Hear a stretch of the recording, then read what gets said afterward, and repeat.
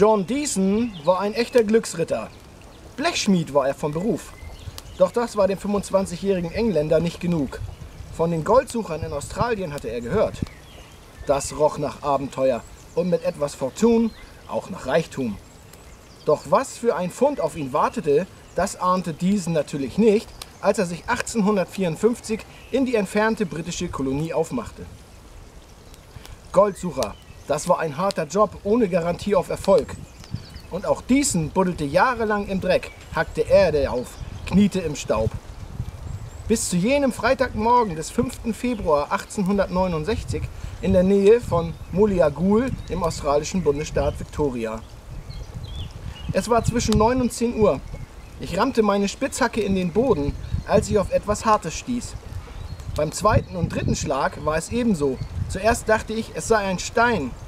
Doch als ich mit der Hacke über den Boden kratzte, sah ich plötzlich ein Funkeln, erinnerte sich Deason später an den denkwürdigen Moment. Direkt über das Nugget hatte sich noch die zähe Wurzel eines Eukalyptusbaumes gelegt. Ich versuchte, den gewaltigen Klumpen mit der Hacke hochzuziehen, dabei brach jedoch der Schaft ab.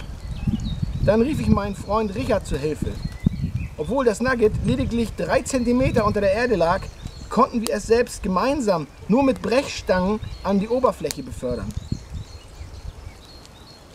Kein Wunder, denn was sie da ausgebuddelt hatten, war schlicht der größte Goldklumpen, der jemals gefunden wurde. Mit dem ganzen Quarz drumherum wog der Brocken um die 120 Kilogramm. Er war etwa 60 x 50 x 40 cm groß. Das Gold befand sich auf der Unterseite. Die beiden Arbeiter packten den Klumpen in einen Rollwagen und transportierten ihn in Deasons Hütte. In seinem ursprünglichen Zustand hatte nur er, seine Frau und Richard Oates das Nugget zu Gesicht bekommen. Zu Hause stellten wir es in den Kamin und entfachten ein Feuer. Es dauerte die ganze Nacht, um das Quarz vom Gold zu trennen.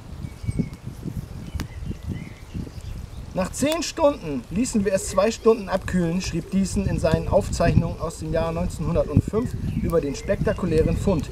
Neben dem großen Goldbrocken mit einem Gewicht von etwa 50 Kilogramm gab es noch diverse einzelne Goldstücke. Auch das losgebrochene Quarz war teilweise von feinem Gold durchsetzt. Mehrere kleine Fundstücke wurden abgespalten und an Freunde verschenkt. Aus Mangel an einer ausreichend großen Waage vor Ort konnte das Gewicht des Goldbatzens jedoch nicht bestimmt werden. Deshalb fuhren sie ins rund 15 Kilometer entfernte Örtchen Dunolly, wo Schmied Archibald Walls den Klumpen mit Vorschlaghammer und Meißel auf einem Amboss in 3 Teile teilte. Diese Vorgehensweise war damals üblich. Niemand kam auf die Idee, den monströsen Goldbrocken wegen seines potenziellen Sammlerwerts im Ganzen zu erhalten. Der Fund hatte sich schnell herumgesprochen. Bald schwärmten aus allen Richtungen Schaulustige herbei, um einen Blick auf den immensen Fund zu werfen. Schließlich brachten Deason und Oates ihr Goldstück zur lokalen Filiale der London Chartered Bank of Australia. Über das tatsächliche Gewicht gab es verschiedene Berichte. Allgemein wird behauptet, das Nugget hatte ein Gewichtsvolumen von rund 2280 Goldunzen, etwa 61 Kilogramm. Das bestätigt auch die zeitgenössische Publikation Gold Nuggets in Victoria, herausgegeben vom örtlichen Minendepartement. Normalerweise gingen im 19. Jahrhundert Goldfunde an die Minenbesitzer. Deason und Oates schürften jedoch auf eigene Rechnung und erhielten von der Bank 9.381 britische Pfund, was sie zu reichen Männern machte. Damals verdiente ein englischer Bergarbeiter in der Woche durchschnittlich nur etwa 30 Schilling, 1,5 Pfund. Umgerechnet auf den aktuellen Goldpreis, zur Zeit, da wo der Mann das hier geschrieben hat, hätte der Klumpen heute den stolzen Wert von knapp 2,9 Millionen US-Dollar. Und wäre er noch komplett erhalten, läge der Preis für das Sammlerobjekt noch wesentlich höher. Seinen Namen Welcome Stranger, zu Deutsch Willkommen Fremder, erhielt das Nugget übrigens von seinem Entdecker Deason. Es war der erste Gedanke, der mir beim Anblick des riesigen Goldklumpens in den Sinn kam.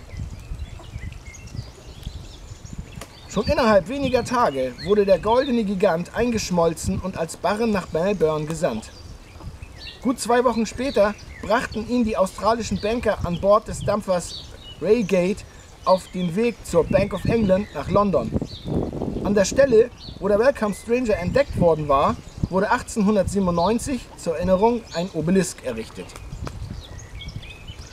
Anhand von Fotos und Gemälden, die vor der Zerteilung und dem Einschmelzen gemacht worden waren, entstand später ein Replikat des Nuggets.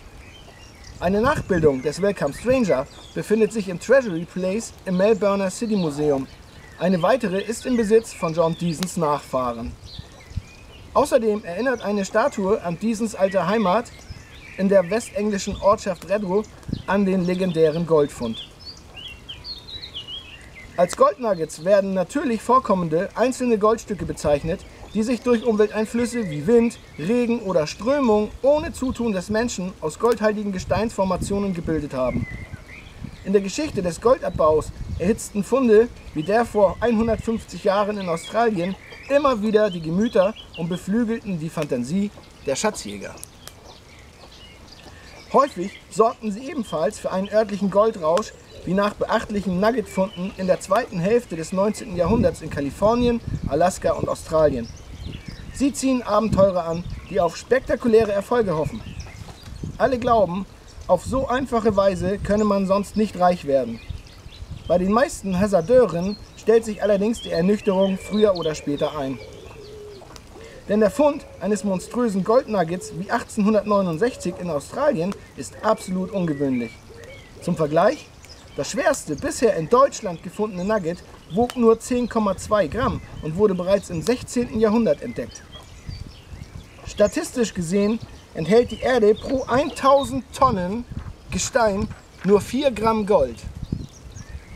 Und laut den Daten der US Geological Society lagern nur noch ca. 51.000 Tonnen des Edelmetalls in der Erde.